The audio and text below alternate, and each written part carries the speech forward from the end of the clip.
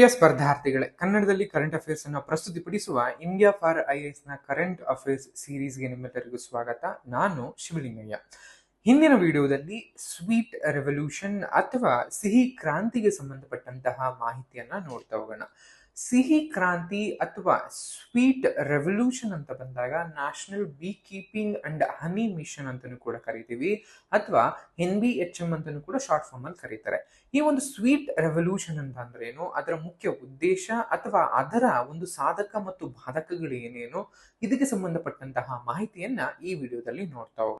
ಏನಕ್ಕೆ ನ್ಯೂಸ್ ಅಲ್ಲಿ ಇತ್ತು ಅಂತ ಬಂದಾಗ, ಇತ್ತೀಚೆಗೆ ಈ ಒಂದು ಸ್ವೀಟ್ ರೆವಲ್ಯೂಷನ್ ಅಥವಾ ನ್ಯಾಷನಲ್ ಬೀ ಕೀಪಿಂಗ್ ಮತ್ತು ಹನಿ ಮಿಷನ್ಗೆ ಒಂದು ಮಿಷನ್ ಅನ್ನು ಹಮ್ಮಿಕೊಳ್ಳೋದಕ್ಕೂ ಮುಂಚೆ ಇದ್ದಂತಹ ಹನಿ ಅಥವಾ ಜೇನುತುಪ್ಪದ ಉತ್ಪಾದನೆಗೂ ಈಗಿನ ಉತ್ಪಾದನೆಗೂ ಎಕ್ಸ್ಪೋರ್ಟ್ಗೂ ಕೂಡ ದ್ವಿಗುಣಗೊಂಡಿದೆ, ಡಬಲ್ ಫೋಲ್ಡ್ ಆಗಿದೆ ಅನ್ನುವಂಥದ್ದು. ಆದರೆ ಈ ಒಂದು ಸಿಹಿ ಕ್ರಾಂತಿಯ ಸುಸ್ಥಿರತೆ, ಸಸ್ಟೈನಬಿಲಿಟಿ ಆರ್ ಕಂಟಿನ್ಯೂಟಿ ಅನ್ನುವಂಥದ್ದು ಜೇನು ನೊಣಗಳನ್ನ ಅಗತ್ಯ ಪರಾಗಸ್ಪರ್ಶಗಳಾಗಿ ರಕ್ಷಿಸುವುದರ ಮೇಲೆ ಮತ್ತು ವೇತನವಿಲ್ಲದ ಕೃಷಿ ಕಾರ್ಯಪಡೆಯಾದಂತಹ ಅನಿಬೀಗಳ ಮೇಲೆ ಅವಲಂಬನೆ ಆಗಿದೆ ಅನ್ನುವಂಥದ್ದು ಕೂಡ ಮುಖ್ಯವಾಗಿ ಗೊತ್ತಿರಬೇಕಾಗತ್ತೆ. ಈಗಿನ ಕೆಲವು ವರದಿಗಳ ಪ್ರಕಾರ ಹವಾಮಾನ ಬದಲಾವಣೆ ಅಥವಾ ಹವಾಮಾನ ವೈಪರೀತ್ಯದಿಂದಾಗಿ ಮುಂದಿನ 30, 40 ಅಥವಾ 50 ವರ್ಷಗಳ ಒಳಗಾಗಿ ಎಲ್ಲಾ ಬೀಗಳು ಕೂಡ, ಹನಿ ಬೀಗಳು ಕೂಡ ನಶಿಸಿ ಹೋಗ್ಬಹುದು ಅನ್ನುವಂತಹ, ಅಂದ್ರೆ ಉಷ್ಣವನ್ನು ತೆಗೆದುಕೊಳ್ಳಕ್ ಆಗೋದಿಲ್ಲ, ಬೀಗಳು ನಶಿಸಬಹುದು ಅನ್ನುವಂತ ಅಂದಾಜಿದೆ. ಹಂಗೇನಾದ್ರು ಬೀಗಳು ನಶಿಸಿದ್ರೆ ಲೈಕ್ ಆರೋಗ್ಯದ ಮೇಲೆ, ಕೃಷಿ ಮೇಲೆ, ಜೇನುತುಪ್ಪದ ಮೇಲೆ ಪ್ರತಿಯೊಂದು ಕೂಡ ಪರಿಣಾಮವನ್ನ ಬೀರ್ತಾ ಬರುತ್ತೆ. ಸೊ ಹಿಂಗೆಲ್ಲ ಕೂಡ ಗಮನದಲ್ಲಿ ಇಟ್ಟುಕೊಂಡು ಮಾಡ್ಬೇಕಾಗತ್ತೆ. ಕೃಷಿಯ ಒಂದು ಕಾರ್ಯಪಡೆಗಳಾಗಿ ಜೇನು ನೊಣಗಳು ಅಥವಾ ಜೇನು ನೊಣಗಳು ಹೇಗೆ ನಮಗೆ ಕೆಲಸ ಮಾಡ್ತವೆ ಅಂತ ಕೂಡ ನೀವು ನೋಡ್ತಾ ಬರಬಹುದು. ಸೊ ಯೂಶಲಿ ಈ ಒಂದು ಜೇನು ನೊಣಗಳು ಏನಿರ್ತವೆ, ಸೊ ಮುಖ್ಯವಾಗಿ ಪರಾಗಸ್ಪರ್ಶವನ್ನ ಮಾಡೋದ್ರ ಮೂಲಕ ಒಂದು ಕಾಯಿ ಕಚ್ಚುವಿಕೆ ಅಥವಾ ಅದು ಏನು ಫಸಲುಗಳನ್ನ ನೀಡೋದಕ್ಕೆ ಕೃಷಿಗಳಿಗೆ ಅಲ್ಲಿ ಜೇನು ನೊಣಗಳು ತುಂಬಾ ಇಂಪಾರ್ಟೆಂಟ್. ಪರಾಗಸ್ಪರ್ಶಗಳಾಗಿರ್ಬೋದು, ಜಾಗತಿಕ ಬೆಳೆ ಉತ್ಪಾದನೆಯಲ್ಲಿ 1/3 ಭಾಗದಷ್ಟು ಈ ಜೇನು ನೊಣಗಳು ಅದಕ್ಕೆ ಕೊಡುಗೆಯನ್ನ ನೀಡ್ತವೆ, ಕಾಂಟ್ರಿಬ್ಯೂಷನ್ ಅನ್ನ ಮಾಡ್ತವೆ ಅನ್ನುವಂಥದ್ದು. ಮನುಷ್ಯನಿಗೆ ಲಿಸ್ಟ್ ಮಾಡಿರುವಂತ ಒಟ್ಟು 115 ಆಹಾರ ಬೆಳೆಗಳಲ್ಲಿ, ಕ್ರಾಪ್ ಏನ್ಗಳಲ್ಲಿ, ಅದರಲ್ಲಿ 87 ಬೆಳೆಗಳು ಈ ಒಂದು ಜೇನು ನೊಣಗಳನ್ನೇ ನೆಚ್ಚಿಕೊಂಡಿದ್ದಾವೆ, ಅವಲಂಬನೆಯಾಗಿದ್ದಾವೆ ಅನ್ನೋದು ಕೂಡ ಗೊತ್ತಿರಬೇಕಾಗತ್ತೆ. ಎಣ್ಣೆ ಬೀಜಗಳಾಗಿರ್ಬೋದು, ಹಣ್ಣುಗಳು, ತರಕಾರಿಗಳು, ಈ ತರ ಮುಖ್ಯವಾದಂತಹ ಆಹಾರ ಬೆಳೆಗಳಿಗೆ ಜೇನುಗಳ ನೊಣಗಳ ಮೂಲಕ ಪರಾಗಸ್ಪರ್ಶ ನಿರ್ದಿಷ್ಟವಾಗಿ ಬೇಕಾಗೇ ಇರುತ್ತೆ. ಆ ಮೂಲಕ ಜೇನು ನೊಣಗಳನ್ನ ಸುಸ್ಥಿರ ಕೃಷಿಯ ಒಂದು ಮುಖ್ಯ ಭಾಗವಾಗಿ ಕೂಡ ನಮಗೆ ಮಾಡ್ತಾ ಬರುತ್ತೆ. ಅದಲ್ಲದೆ ಈ ಜೇನು ಸಾಕಣೆ ಅನ್ನುವಂಥದ್ದು ಗ್ರಾಮೀಣ ಜೀವನೋಪಾಯ ಆಗಿರ್ಬೋದು, ರೂರಲ್ ಲೈವ್ಲಿಹುಡ್ ಅನ್ನ ವೈವಿಧ್ಯಕರಣ ಮಾಡೋದಿಕ್ಕೆ, ಉದ್ಯೋಗ ಸೃಷ್ಟಿಯನ್ನ ಮಾಡೋದಿಕ್ಕೆ ಮತ್ತು ಕೃಷಿ ಉತ್ಪಾದಕತೆಗೆ ಕೊಡುಗೆಯನ್ನ ನೀಡುತ್ತೆ ಅನ್ನೋದು ಕೂಡ ಗೊತ್ತಿರುತ್ತೆ. ಜೇನು ಸಾಕಾಣಿಕೆಗೆ ಹೆಚ್ಚಿನ ಒಂದು ಶ್ರಮವೇನು ಬೇಕಾಗಿರೋದಿಲ್ಲ. ಜೇನು ನೊಣಗಳು ಮತ್ತು ಒಂದು ಪೆಟ್ಟಿಗೆಯನ್ನ ಇಟ್ಟು ಜೇನು ಕೃಷಿಯನ್ನ ಮಾಡುವಂಥದ್ದು. ಆ ಮೂಲಕ ನಮಗೆ ಕೃಷಿನಲ್ಲಿ ಆ ತರ ನಮ್ಮ ಒಂದು ತೋಟಗಾರಿಕೆ ಅಥವಾ ಮಿಶ್ರ ಕ್ರಾಪ್ ಅಂತಾನು ಕೂಡ ಕರಿತೀವಿ, ಮಿಕ್ಸ್ಡ್ ಕ್ರಾಪ್ ಅಂತಾನು ಕೂಡ, ಮಿಕ್ಸ್ಡ್ ಅಗ್ರಿಕಲ್ಚರ್ ಅಂತಾನು ಕೂಡ ಕರಿತಾ ಬರ್ತಾರೆ. ಇಲ್ಲಿ ನಮ್ಗೆ ಹೈನುಗಾರಿಕೆ ಆಗಿರ್ಬೋದು, ಕೃಷಿ ಆಗಿರ್ಬೋದು, ಕುರಿಗಳು ಅಥವಾ ಮೇಕೆಗಳನ್ನ ಸಾಕುವಂಥದ್ದು, ಕುಕ್ಕುಟೋದ್ಯಮ ಅಂದ್ರೆ ಕೋಳಿಗಳನ್ನ ಸಾಕುವಂಥದ್ದು, ಮೀನುಗಳನ್ನ ಪಾಂಡಲ್ಲಿ ಸಾಕುವಂಥದ್ದು, ಅದ್ರ ಜೊತೆಗೆ ಕೃಷಿನಲ್ಲೂ ಕೂಡ ಅಂದ್ರೆ ಕೃಷಿ ಬೆಳವಣಿಗೆಗೂ ಕೂಡ 3-4 ತರ ಅಥವಾ 5-6 ತರ ಬೆಳೆಗಳನ್ನ ಬೆಳೆಯುವಂಥದ್ದು, ಈ ತರ ಜೊತೆಗೆ ಜೇನು ಸಾಕಣೆಯನ್ನು ಕೂಡ ಮಾಡ್ತಾ ಬಂದಾಗ ಈ ಒಂದು ಜೀವನೋಪಾಯದ ವೈವಿಧ್ಯಕರಣಕ್ಕೆ ಹೆಚ್ಚಿನ ಒಂದು ಕೊಡುಗೆಯನ್ನು ಕೊಡುತ್ತೆ ಅನ್ನೋದು ಕೂಡ ಗೊತ್ತು. ಇನ್ನು ಭಾರತದಲ್ಲಿ ಜೇನು ಸಾಕಣೆ ಹೇಗಿದೆ, ಏನಿದೆ, ಅದರ ಕ್ಷೇತ್ರ ಏನು ಅಂತ ನೋಡ್ತಾ ಬಂದಾಗ ಮುಖ್ಯವಾಗಿ ಚೀನಾ ನಂತರ ಅಂದ್ರೆ Bharat as of now Bharat 2ನೇ ಅತಿ ದೊಡ್ಡ ಜೇನು ಉತ್ಪಾದಕ ರಾಷ್ಟ್ರ ಅನ್ನುವಂಥದ್ದು ಗೊತ್ತಿಲ್ಲಿ. ಮೊದಲ ಸ್ಥಾನದಲ್ಲಿ ಯಾರಿದ್ದಾರೆ ಅಂತ ಬಂದಾಗ ನಮ್ಮ ನೆರೆಯ ರಾಷ್ಟ್ರವಾದಂತಹ ಚೀನಾ ರಾಷ್ಟ್ರ ಪ್ರಪಂಚದಲ್ಲೇ ಅತಿ ದೊಡ್ಡ ಜೇನು ಉತ್ಪಾದಕ ರಾಷ್ಟ್ರ ಅನ್ನುವಂಥದ್ದು.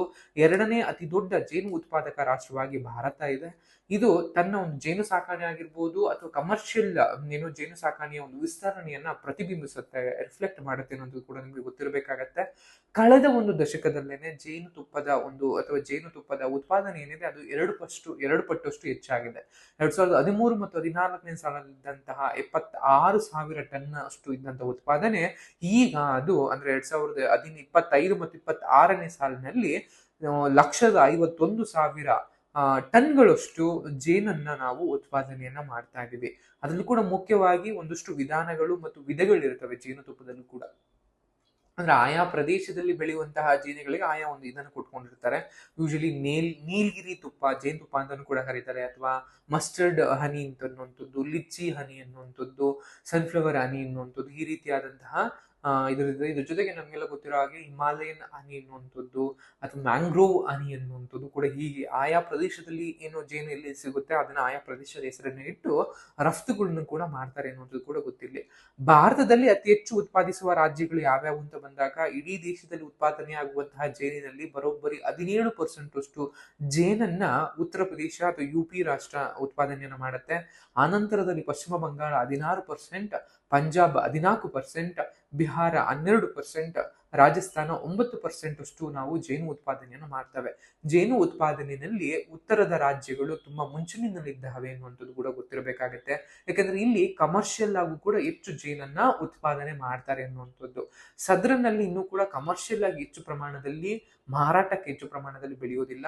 ಕೆಲವರು ನಿಸರ್ಗದಲ್ಲಿ ಸಿಗುವಂತಹ ಜೇನುತುಪ್ಪದ ಮೇಲೆನೆ ಹೆಚ್ಚು ಅವಲಂಬನೆಯನ್ನು ಹೊಂದಿರ್ತಾರೆ, ಅಥವಾ ತಮಗೆ ಎಷ್ಟು ಬೇಕೋ ಅಷ್ಟನ್ನು 1-2-3 ಪೆಟ್ಟಿಗೆಗಳನ್ನ ಜೇನು ಪೆಟ್ಟಿಗೆಗಳನ್ನ ಅಷ್ಟೇ ಸಾಕೊಂಡಿರ್ತಾರೆ. ಸೊ ಇದಿಷ್ಟು ಇರುವಂತಹ ಜೇನಿಗೆ ಸಂಬಂಧಪಟ್ಟ ಹಾಗೆ ಇರುವಂತಹ ವರದಿಗಳು. ಅದ್ರೂ ಕೂಡ ನಾವು ರಫ್ತು ಮಾಡೋದ್ರಲ್ಲಿ ಎಕ್ಸ್ಪೋರ್ಟ್ಗೆ ಬಂದಾಗ ಮುಖ್ಯವಾಗಿ ನಮಗೆ US ಮೇಲೆ ಅಂದ್ರೆ ಅಮೆರಿಕಾಗೆ ಹೆಚ್ಚು ದೊಡ್ಡ ಪ್ರಮಾಣದಲ್ಲಿ ಜೇನನ್ನ ಎಕ್ಸ್ಪೋರ್ಟ್ ಮಾಡ್ತೀವಿ. ಅದರ ಜೊತೆಗೆ ಅರೇಬಿಯನ್ ಪೆನಿನ್ಸುಲದಲ್ಲಿರುವಂತಹ UAE ಆಗಿರ್ಬೋದು, ಸೌದಿ ಅರೇಬಿಯಾ ಆಗಿರ್ಬೋದು, ಕತಾರ್ ಮತ್ತು ಆಫ್ರಿಕಾದ ಉತ್ತರದ ಭಾಗದಲ್ಲಿರುವಂತಹ ಲಿಬಿಯಾ ರಾಷ್ಟ್ರಗಳಿಗೆ ದೊಡ್ಡ ಪ್ರಮಾಣದಲ್ಲಿ ನಮ್ಮ ದೇಶದಲ್ಲಿ ತಯಾರಾಗುವಂತಹ ಜೇನನ್ನ ಎಕ್ಸ್ಪೋರ್ಟ್ ಮಾಡ್ತೀವಿ. ಭಾರತದ ಒಂದು ಜೇನು ಉತ್ಪಾದನೆಯಲ್ಲಿ 70% ಅಷ್ಟು ಪ್ರತಿಯೊಷ್ಟು ಏನಿರುತ್ತೆ ಅದನ್ನ ರಫ್ತು ಮಾಡ್ತೀವಿ. ಅಂದ್ರೆ ನಮ್ಮಲ್ಲಿ ಉತ್ಪಾದನೆ ಆಗುವಂತಹ 100 ಲೀಟರ್ ಜೇನಲ್ಲಿ ಬರೋಬ್ಬರಿ 70% ಅಷ್ಟು ಅಥವಾ 70 ಲೀಟರ್ ಜೇನನ್ನ ನಾವು ಹೊರದೇಶಗಳಿಗೆ ಸಾಗಿಸ್ತೀವಿ. ಕೇವಲ 30 ಲೀಟರ್ನಷ್ಟೇ ದೇಶೀಯ ಬಳಕೆಗೆ ಇಟ್ಕೊಳ್ಳುವಂಥದ್ದು ನಾವು ಗೊತ್ತಿರಬೇಕಾಗತ್ತೆ. ಇನ್ನು ಪ್ರಪಂಚದ ಒಂದು ಪಾಲನ್ನ ಒಂದು ಶೇರನ್ನ ನೋಡೋದಾದ್ರೆ ಕೇವಲ 8.4% ನಾವು ಪ್ರಪಂಚದಲ್ಲಿ ಒಂದು ಪಾಲನ್ನ ಹೊಂದಿದ್ದೀವಿ. ಸೊ ಇದಿಷ್ಟು ನಮ್ಗೆ ಜೇನು ಸಾಕಾಣೆಗೆ ಸಂಬಂಧಪಟ್ಟಂತಹ ಮುಗಿತು. ಸಾಕಾಣೆಗೆ ಸಂಬಂಧಪಟ್ಟ ಹಾಗೆ ಹನಿ ಮಿಷನ್ ಅಂತಾನೂ ಕೂಡ ಕರೀತಾ ಬರ್ತೀವಿ. ಈ ಹನಿ ಮಿಷನ್ ನಲ್ಲಿ ನಿಮ್ಗೆ national bee keeping and honey mission ಅಂತಾನೂ ಕೂಡ ಕರೀತಾ ಬರ್ತಾರೆ. ಇದೇನು ಯಾವಾಗ ಅನ್ನುವಂಥದ್ದು ಹಿಮಾಲಯನ್ ನೋಡ್ತಾ ಬಂದಾಗ ಇದೊಂದು ಕೇಂದ್ರೀಯ ವಲಯದ ಯೋಜನೆ ಆಗಿರುತ್ತೆ. ಅಂದ್ರೆ ಕೇಂದ್ರ ಇದರಲ್ಲಿ 100% ಫಂಡ್ ಅನ್ನ ಮಾಡುವಂತಹ ಒಂದು ಕೇಂದ್ರೀಯ ವಲಯದ ಯೋಜನೆ ಅನ್ನುವಂಥದ್ದು ರಾಷ್ಟ್ರೀಯ ಜೇನು ಸಾಕಾಣೆ ಮತ್ತು ಜೇನುತುಪ್ಪ ಮಿಷನ್ ಅಂತಾನೂ ಕೂಡ ಅಥವಾ ಜೇನು ಮಿಷನ್ ಅಂತಾನೂ ಕೂಡ ಕರೀತಾ ಬರ್ತಾರೆ. NBHM ಅಂತಾನೂ ಕೂಡ ಕರೆಯುವಂಥದ್ದು. ವೈಜ್ಞಾನಿಕವಾಗಿ ಜೇನು ಸಾಕಾಣೆಯನ್ನ ಸಮಗ್ರ ಉತ್ತೇಜನ ಕೊಡುವಂಥದ್ದು, ಅಭಿವೃದ್ಧಿಗಾಗಿ ಮತ್ತು ಗುಣಮಟ್ಟದ ಒಂದು ಜೇನುತುಪ್ಪವನ್ನ ಉತ್ಪಾದನೆ ಮಾಡುವಂತಹ ಒಂದು ಕೇಂದ್ರ ಸರ್ಕಾರದ ಒಂದು ಕೇಂದ್ರೀಯ ವಲಯದ ಯೋಜನೆ ಅನ್ನುವಂಥದ್ದು ಕೂಡ ಗೊತ್ತಿರಬೇಕಾಗತ್ತೆ. ಸೊ ಇದನ್ನ 3 ಬಾರಿ ನಮ್ಗೆ ಅದನ್ನ ಎಕ್ಸ್ಟೆಂಡ್ ಕೂಡ ಮಾಡ್ತಾ ಬಂದಿದ್ದಾರೆ ಈ ಮಿಷನ್ ಅನ್ನುವಂಥದ್ದು. ಬಟ್ ಮೊದಲಿಗೆ ಶುರುವಾಗಿದ್ದು 2021 ಮತ್ತು 22ರಿಂದ ಹಿಡಿದು 2022-23ನೇ ಸಾಲಿನಲ್ಲಿ ನಮ್ಗೆ ಈ ಬಜೆಟ್ ನಲ್ಲಿ ಇದನ್ನ ಘೋಷಣೆ ಮಾಡಿ ಇದನ್ನ ಇದು ಮಾಡ್ಲಾಗತ್ತೆ 500 ಕೋಟಿ ಬಜೆಟ್ ವೆಚ್ಚದೊಂದಿಗೆ. ಬಟ್ ಆ ನಂತರದಲ್ಲಿ ತಿರ್ಗಿ ಅದಕ್ಕೆ 370 ಕೋಟಿ ಆಡ್ ಮಾಡೋದ್ರ ಮೂಲಕ ಮತ್ತೊಂದು 3 ವರ್ಷಕ್ಕೆ ಅದನ್ನ ಎಕ್ಸ್ಟೆಂಡ್ ಮಾಡ್ತಾರೆ. 2023 ಮತ್ತು 24ನೇ ಸಾಲಿನಿಂದ 2025 ಮತ್ತು 26ನೇ ಸಾಲಿನವರೆಗೂ ಕೂಡ ಇದನ್ನ 3 ವರ್ಷಗಳ ಕಾಲ ಎಕ್ಸ್ಟೆಂಡ್ ಮಾಡ್ತಾರೆ ಎನ್ನುವಂಥದ್ದು ಕೂಡ ನಿಮಗೆ ಗೊತ್ತಿರಬೇಕಾಗತ್ತೆ. ಮುಖ್ಯವಾಗಿ ಗ್ರಾಮೀಣ ಪ್ರದೇಶಗಳಲ್ಲಿರುವಂತಹ ರೈತರಾಗಿರಬಹುದು, ಭೂಹೀನ ಅಂದ್ರೆ ಭೂಮಿಯನ್ನ ಹೊಂದಿಲ್ಲದಲ್ಲಿರುವಂತಹ ಕೃಷಿ ಕಾರ್ಮಿಕರು ಕೂಡ ನಮ್ಗೆ ಈ ಕೃಷಿ ಆಧಾರಿತವಾದಂತಹ ಜೇನು ಸಾಕಾಣೆಯನ್ನ ಮಾಡ್ಕೋಬಹುದಾಗಿರುತ್ತೆ. ಅವ್ರಿಗದು ಅವಿಭಾಜ್ಯವಾದಂತಹ ಒಂದು ಇಂಟರ್ನಲ್ ಪಾರ್ಟ್ ಆಗು ಕೂಡ ಕೆಲಸ ಮಾಡ್ತಾ ಬರುತ್ತೆ ಅನ್ನುವಂಥದ್ದು. ಜೇನು ಸಾಕಾಣೆಯನ್ನ ಮಾಡೋದ್ರ ಮೂಲಕ ನಮ್ಮ ತೋಟದಲ್ಲಿ ಕೃಷಿನಲ್ಲಿ ಕೂಡ ನಾವು ಹೆಚ್ಚು ಒಂದು ಇಳುವರಿನೂ ಕೂಡ ನಾವು ಇಳುವರಿನೂ ಕೂಡ ಪಡಿಬಹುದು ಅನ್ನೋದು ಕೂಡ ನಿಮಗೆ ಗೊತ್ತಿರಬೇಕಾಗತ್ತೆ. ಅದಲ್ಲದೆ ಜೀವನೋಪಾಯಕ್ಕೂ ಕೂಡ ಅದೊಂದು ಸಬ್ ವೇ ಆಗಿ ಕೂಡ ನಮ್ಗೆ ಕೆಲಸ ಮಾಡುತ್ತೆ ಅನ್ನೋದು ಕೂಡ ನಮ್ಗೆ ಗೊತ್ತಿರಬೇಕಾಗತ್ತೆ. ಅಂಡ್ NBHM ಅಂತ ನಾವೇನ್ ಕರಿತೀವಿ, national bee keeping and honey mission ಅಲ್ಲೂ ಕೂಡ ಇರುವಂತಹ ಕೆಲವು ಆ ಯೋಜನೆಯಲ್ಲೇ 3 ಮಿನಿ ಮಿಷನ್ ಅನ್ನು ಕೂಡ ಮಾಡ್ಕೊಳ್ಳಲಾಗಿದೆ. ಆ 3 ಮಿನಿ ಮಿಷನ್ಗಳು ಯಾವ್ಯಾವ ಅಂತ ನೋಡ್ತಾ ಬಂದಾಗ ಮಿಷನ್ 1, 2 and 3 ಅಂತ ಇರುತ್ತೆ. ಇಲ್ಲಿ ಮೊದಲದಲ್ಲಿ ಮುಖ್ಯವಾಗಿ ಜೇನು ಸಾಕಾಣೆಯವನ್ನ ಅಳವಡಿಸ್ಕೊಳ್ಳೋದಿಕ್ಕೆ ಸಹಾಯಧನವನ್ನ ಮಾಡೋದಕ್ಕೆ ಅಥವಾ ಪರಾಗಸ್ಪರ್ಶನ ಮಾಡೋದಕ್ಕೆ ಬೆಳೆ ಉತ್ಪಾದನೆ ಅಥವಾ ಉತ್ಪಾದಕತೆಗೆ ಸುಧಾರಣೆಗೆ ಹೆಚ್ಚು ಒತ್ತನ್ನು ಕೊಡ್ಲಾಗತ್ತೆ. 2ನೇದರಲ್ಲಿ ಸಂಸ್ಕರಣೆ ಆಗಿರ್ಬೋದು, ಸಂಗ್ರಹಣೆ ಆಗಿರ್ಬೋದು, ಮಾರುಕಟ್ಟೆ ಮೌಲ್ಯ ಆಗಿರ್ಬೋದು, ಮೌಲ್ಯವರ್ಧನೆ ಆಗಿರ್ಬೋದು, ಇದ್ರ ಮೇಲೆ ಹೆಚ್ಚು ಗಮನವನ್ನ ಕೊಡ್ಲಾಗತ್ತೆ. ಅದನ್ನ ಬಿಟ್ಟು 3ನೇದು ಬಂದಾಗ ಹವಾಮಾನ ಮತ್ತು ಸಾಮಾಜಿಕ ಆರ್ಥಿಕ ಪರಿಸ್ಥಿತಿಗಳಿಗಾಗಿ ಸಂಶೋಧನೆಯನ್ನ ಕೈಗೊಳ್ಳುವಂಥದ್ದು, ತಂತ್ರಜ್ಞಾನದ ಒಂದು ಉತ್ಪಾದನೆ ಮೇಲೆ ಕೇಂದ್ರೀಕರಿಸುವಂಥದ್ದು ಕೂಡ ನಿಮಗೆ ಗೊತ್ತಿರಬೇಕಾಗತ್ತೆ. ಸೊ ಏನ್ ಈ national bee keeping and honey mission ಏನಿದೆ ಅದನ್ನ 1 2 3 ರೀತಿಯಲ್ಲಿ 3 ಮಿಷನ್ಗಳನ್ನ ಮಾಡ್ಕೊಂಡಿದ್ದಾರೆ ಅನ್ನುವಂಥದ್ದು ಕೂಡ ನಿಮಗೆ ಗೊತ್ತಿರಬೇಕಾಗತ್ತೆ. ಸೊ ಇಂಪ್ಲಿಮೆಂಟೇಷನ್ ಇಯರ್ ಅಂತ ಬಂದಾಗ ಮುಖ್ಯವಾಗಿ 2020 ಮತ್ತು 21ನೇ ಸಾಲಿನಿಂದ 2025-26ನೇ ಸಾಲಿನವರೆಗೂ ಇದೆ ಅನ್ನುವಂಥದ್ದು. ಯಾಕಂದ್ರೆ ಅದು 21-22 ನಿಲ್ಲಬೇಕಾಗಿತ್ತು, ಬಟ್ ಅದನ್ನ ಎಕ್ಸ್ಟೆನ್ಷನ್ ಮಾಡಿ ಮತ್ತು 3 ವರ್ಷಗಳಿಗೆ ಮಾಡಿದ್ದಾರೆ. ಸೊ ಸ್ವೀಟ್ ರೆವಲ್ಯೂಷನ್ ಅಂತಾನೂ ಕೂಡ ಕರಿತಾ ಬರ್ತಾರೆ, ಅಥವಾ ಸಿಹಿ ಕ್ರಾಂತಿ ಅಂತಾನೂ ಕೂಡ ಕರಿತಾ ಬರ್ತಾರೆ ಅನ್ನುವಂಥದ್ದು ಕೂಡ ನಿಮ್ಗೆ ಗೊತ್ತಿರಬೇಕಾಗತ್ತೆ. ಇನ್ನು ಚಾಲೆಂಜಸ್ ಅಂತ ಬಂದಾಗ, ಅಥವಾ ಈ ಒಂದು ಮಿಷನ್ ನಲ್ಲಿ ನಮಗೆ ಮುಖ್ಯವಾಗಿ ಒಂದಷ್ಟು ಅಂಶಗಳನ್ನ ತಿಳ್ಕೊಬೇಕಾಗತ್ತೆ.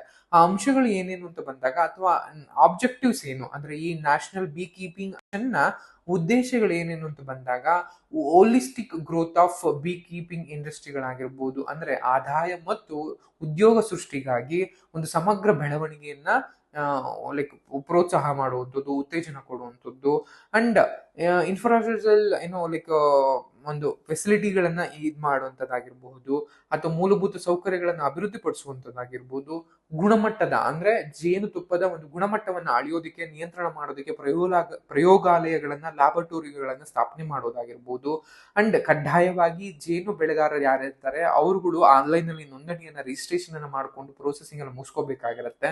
ಅಂಡ್ ಅದಕ್ಕೆ ಸಂಬಂಧಪಟ್ಟ ಹಾಗೇನೆ ಒಂದಷ್ಟು ಹನಿ ಕಾರಿಡಾರ್ಸ್ ಅಂತ ಕೂಡ ಕರಿತಾ ಬರ್ತಾರೆ, ಅಥವಾ ಜೇನು ಕಾರಿಡಾರ್ಗಳು ಅಂತ ಕೂಡ ಕರಿತಾ ಬರ್ತಾರೆ, ಅವುಗಳನ್ನ ಇಂಪ್ಲಿಮೆಂಟ್ ಮಾಡೋದಾಗಿರ್ಬೋದು, ಕೃಷಿ ಉದ್ಯಮಿಗಳು ಮತ್ತು ಸ್ಟಾರ್ಟ್ಅಪ್ ಗಳನ್ನ ಉತ್ತೇಜನವನ್ನ ಕೊಡುವಂಥದ್ದು.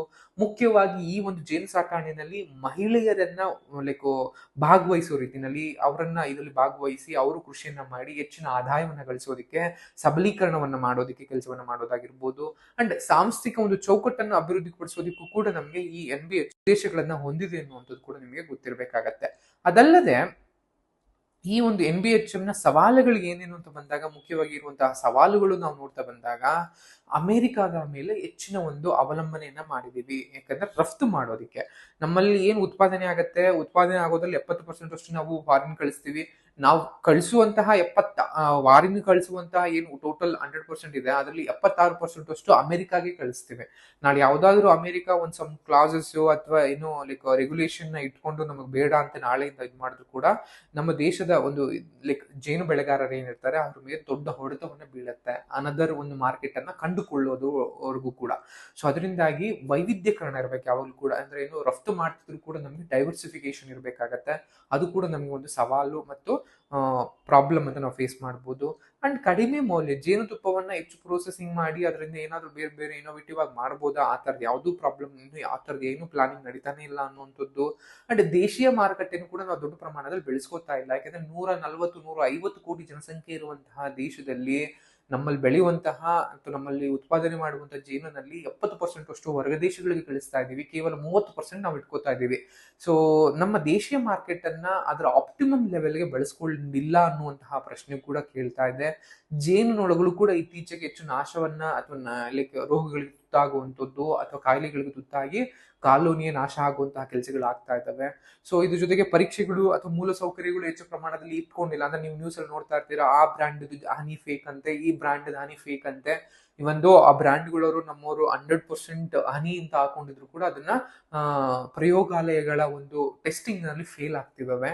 ಸೊ ಈ ರೀತಿಯಾದಂತಹ ಕೆಲಸಗಳೆಲ್ಲವೂ ಕೂಡ ನಮಗೆ ಸವಾಲು ಎನಿಸುವಂಥದ್ದು.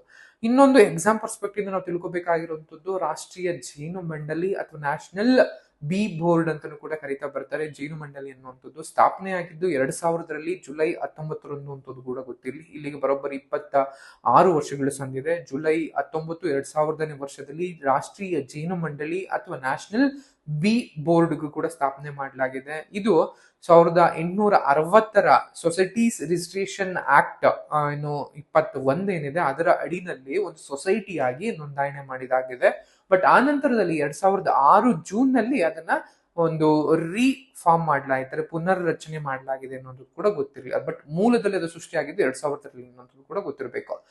ಈ ಒಂದು ಜೇನು ಮಂಡಳಿಯ ಮುಖ್ಯ ಉದ್ದೇಶ ಅಥವಾ ಕೆಲಸ ಏನು ಅಂತ ಬಂದಾಗ, ಪರಾಗಸ್ಪರ್ಶದ ಮೂಲಕ ಬೆಳೆಗಳ ಉತ್ಪಾದನೆ ಹೆಚ್ಚಿಸೋದಿಕ್ಕೆ, ಜೇನು ಸಾಕಾಣೆದಾರರು ಏನಿರ್ತಾರೆ ಅಥವಾ ರೈತರ ಆದಾಯವನ್ನ ಹೆಚ್ಚಳ ಮಾಡೋದಿಕ್ಕೆ, ಜೇನುತುಪ್ಪದ ಉತ್ಪಾದನೆಯನ್ನ ಹೆಚ್ಚಳ ಮಾಡೋದಿಕ್ಕೆ, ದೇಶದಲ್ಲಿ ಒಂದು ವೈಜ್ಞಾನಿಕ ಜೇನು ಸಾಕಾರಣೆಯ ಒಂದು ಸಮಗ್ರ ಅಭಿವೃದ್ಧಿ ಮತ್ತು ಉತ್ತೇಜನವನ್ನ ನೀಡುವಂಥದ್ದು ಈ ಒಂದು NBB ಅಥವಾ ರಾಷ್ಟ್ರೀಯ ಜೇನು ಮಂಡಳಿಯ ಉದ್ದೇಶ ಆಗಿರುತ್ತೆ ಅನ್ನೋದು ಕೂಡ ನಿಮ್ಗೆ ಗೊತ್ತಿರಬೇಕಾಗತ್ತೆ.